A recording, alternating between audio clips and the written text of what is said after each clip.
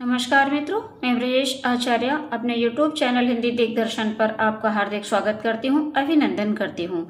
आज हम कक्षा 8 की व्याकरण में भाषा, बोली और लिपि ये सारी चीजें सीखेंगे। तो सबसे पहले हम ये देख लेते हैं, बच्चे यहाँ से भी पढ़ सकते हैं स्वयं, और भाषा की हम परिभाषा अच्छी से देख लेंगे।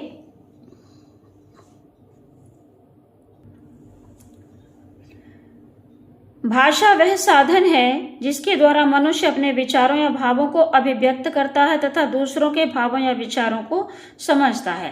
तो भाषा किसे कहते हैं, ये भाषा की परिभाषा हो गई कि भाषा ऐसा साधन है जिसके द्वारा मनुष्य अपने विचारों या भावों को अभिव्यक्त करता है तथा दूसरों के भावों या विचारों को समझता है। और भाषा के 3 रूप बताए हैं यहाँ: मौखिक भाषा, लिखित भाषा, सांकेतिक भाषा। मौखिक भाषा का अर्थ है मुख से बोलना, जब ये भाषा का मूल रूप है। मौखिक भाषा को ध्वनियों के माध्यम से प्रकट किया जाता है। इस प्रकार बोलने और सुनने के व्यवहार में प्रकट होने वाली भाषा का मौखिक रूप है। भाषा का मौखिक रूप है। भाषण देना, अब यहाँ मौखिक भाषा में किस प्रकार से शब्द लिए जाते हैं, कैसे हम इसको समझ लेंगे कि भाषा का जो मौखिक रूप है उसे हम कैसे देखते हैं कि भाषण हम जब देते हैं तो मौखिक रूप से ही देते हैं। मैं आप लोगों को जो पढ़ा रही हूँ मौखिक रूप से पढ़ा रही हूँ।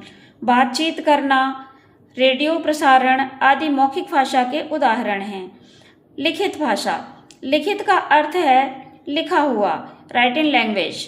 जिस भाषा को हम लिखकर पढ़कर प्रकट करते हैं उसे भाषा का लिखित रूप कहते हैं। लिखित भाषा में विचारों को सुरक्षित रखा जा सकता है। समाचार पत्र, तारपत्र, साहित्य पुस्तकें आदि लिखित भाषा के उदाहरण हैं। जैसे कि मैं आपको बोर्ड पर लिखकर पढ़ाती हूँ तो ये लिखित भाषा का उदाहरण है। सांकेतिक भाषा, सिंबॉलिक लैंग्वेज। सांकेतिक का अर्थ है संकेतों की। जिस भाषा को व्यक्ति न लिखकर और न ही बोलकर प्रकट करता है अभी तो किसी संकेत के माध्यम से प्रकट करता है, सांकेतिक भाषा कहलाती है।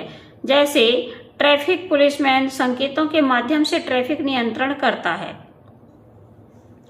राष्ट्रभाषा, नेशनल लैंग्वेज।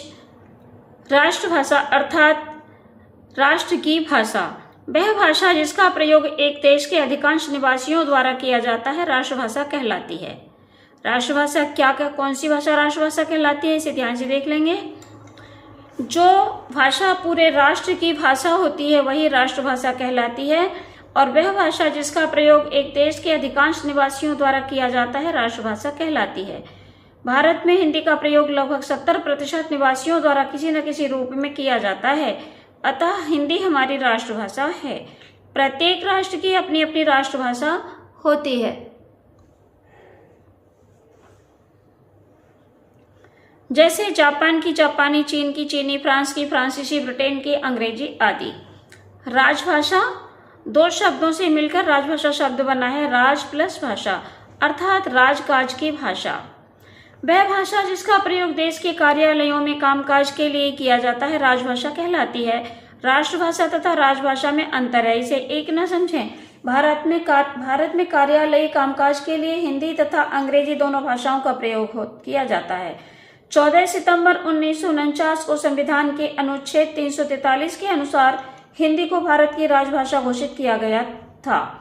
इसलिए प्रतिवर्ष इस दिन हिंदी दिवस मनाया जाता है। और संपर्क भाषा अर्थात संपर्क की भाषा, यहाँ संपर्क लिख दिया है, थोड़ा प्रिंटिंग में गलत हो गया है, का है।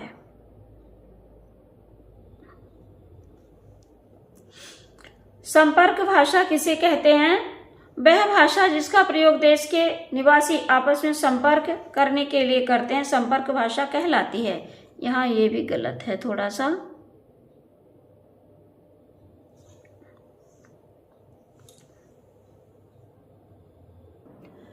अब हम देखते हैं कि भारत में मान्यता प्राप्त कितनी भाषाएं हैं।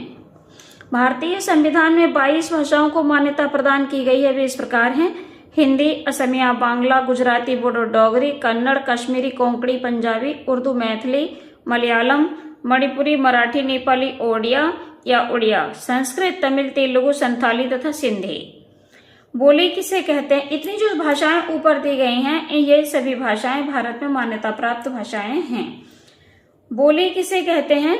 बोली क्षेत्रीय भाषा होती है। बोली का अधिकतर मौखिक रूप होता है। बोली का जब विकास होता है तो ये लिपिबद्ध होने लगती है। यदि उसमें साहित्य रचना भी होने लगे तो वह बोली भाषा का रूप ले लेती है। खड़ी बोली एक बोली है, उसका मानक रूप बना हिंदी। हिंदी में साहित्य रचना भी हो रही है। हिंदी भाषा में कई बोलियां हैं, इनमें से कई बोलियां भाषा के स्तर की हैं, अर्थात इनका प्रयोग साहित्य रचना के लिए किया गया है। चूंकि इनका प्रयोग साहित्य रचना के लिए किया जाता है, इसलिए ये उपभाषा बन गई हैं। लिपि स्क्रिप्ट मौखिक भाषा को लिखित रूप प्रदान करने के लिए निश्चित किए गए वर्णों के चिन्ह को लिपि कहते हैं। हिंदी भाषा की लिपि देवनागरी है। इस लिपि का विकास ब्राह्मी लिपि से हुआ है, अतः इसे ब्राह्मी लिपि भी कहा जाता है। यह मूल भाषा संस्कृत की लिपि थी। इस प्रकार संसार की अन्य भाषाओं की भी अलग अलग लिपियां हैं, जैसे अंग्रेजी की लिपि रोमन है, जर्मन की रोमन है, उर्दू की फारसी है, पंजाबी की गुरमुखी है।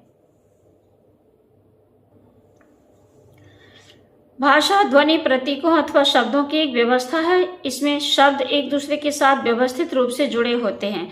प्रत्येक भाषा की अपनी व्यवस्था होती है और प्रत्येक भाषा व्यवस्था के अपने नियम होते हैं। भाषा की इस व्यवस्था के नियमों को ही व्याकरण कहते हैं। व्याकरण सीखने के बाद मनुष्य भाषा की प्रकृति को समझकर उसे शुद्ध रूप से बोलने, लिखने, पढ़ने और समझने लगता है। व्याकरण के अंग पार्ट ऑफ ग्रामर, वर्ण विचार, शब्द विचार और वाक्य विचार, ये व्याकरण के अंग कहलाते हैं।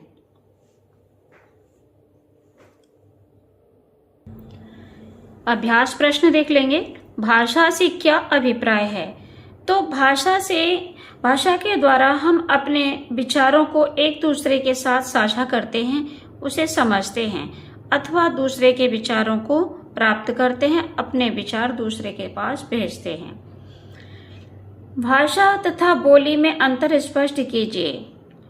भाषा उसे कहते हैं कि जिसमें राजकीय कार्य, कार्यालयीय कार्य भी किए जा सकें, जैसे कि हिंदी भाषा है। इस भाषा में शासन के, प्रशासन के, शिक्षा संस्थान के सभी कार्य किए जाते हैं, इसलिए ये हिंदी भाषा बन गई है। ये किसी समय खड़ी बोली थी और आज भाषा का रूप ले चुकी है। बोली किसी क्षेत्रीय भाषा को बोली कहते हैं। किसी क्षेत्र विशेष में जो बोली बोली जाती है उसे बोली का रूप दिया जाता है या बोली का नाम दिया जाता है। राजभाषा से क्या अभिप्राय है या आशय है? राजभाषा किसी भी राष्ट्र में बोले जाने वाली भाषा को जो सबसे अधिक लोगों के द्वारा बोली जाती है। जैसे भारत में हिंदी सबसे अधिक लोगों के द्वारा बोली जाने वाली भाषा है, इसलिए इसे राजभाषा का नाम दिया गया है या राजभाषा का रूप दिया गया है। व्याकरण की भाषा व उसके अंग लिखिए। व्याकरण की परिभाषा व उसके अंग लिखिए।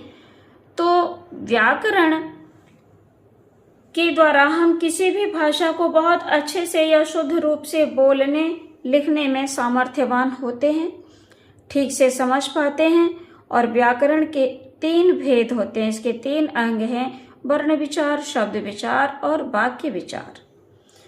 रिक्त स्थानों की पूर्ति कीजिए। मुख से निकलने वाली ध्वनियां अर्थपूर्ण शब्दों की रचना करती हैं। वाक्य ही भाषा की लघुतम सार्थक इकाई है। भाषा के विकास के साथ साथ भाषा के लिखित रूप का भी प्रचलन हुआ। बोलने और सुनने के व्यवहार में प्रकट होने वाली भाषा भाषा का मौखिक रूप है। फैक्स भाषा का लिखित रूप है। भारतीय संविधान द्वारा 22 भाषाओं को वरीयता दी गई है, अर्थात मान्यता दी गई है।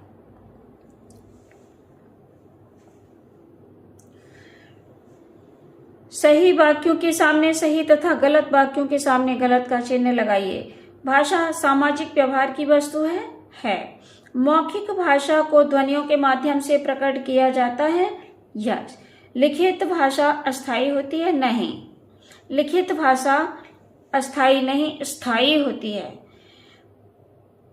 पंजाबी भाषा की लिपि रोमन है? नहीं है, गुरमुखी है। भाषा का शुद्ध रूप का ज्ञान व्याकरण कराता है? हाँ जी, कराता है। व्याकरण के 2 अंग हैं? नहीं, 3 अंग हैं। तो तो आज ये पाठ यहीं समाप्त होता है। मिलते हैं अगले वीडियो में, तब तक के लिए नमस्कार।